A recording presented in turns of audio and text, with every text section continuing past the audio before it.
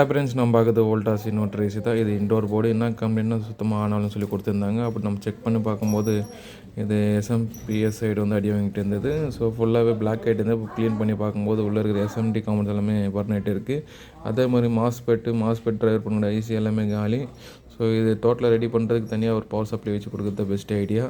So இது ஃபைனலாக பாருங்கள் ரெடி ஆகுதா இல்லையான்ட்டு. இப்போ நான் ரெடி பண்ணி உங்களுக்கு ஃபைனலாக காமிக்கிறேன். நம்மளுக்கு போர்டு ரெடி ஆகிடுச்சு. இப்போ மாடியூலும் கரெக்டாக இன்ஸ்டால் பண்ணியாச்சு. போர்டுக்கும் கரெக்டாக மேட்சும் ஆகிடுச்சு. பார்த்தீங்கன்னா மோட்டரும் ஓடி நிற்கிது. டிசி மோட்டரும் டிஸ்பிளே 24 செட் பண்ணியிருக்கேன். நம்மளுக்கு இது வந்து அவுட்புட் டேரெக்டாக போயிடும். ஃபஸ்ட்டு நம்ம போர்டு ஆன் பண்ண உடனே எனக்கு கம்யூனிகேஷன் மட்டும்தான் ஒரு 5 மினிட்ஸ் கிட்ட ஆகும் ரன் ஆகிறதுக்கு.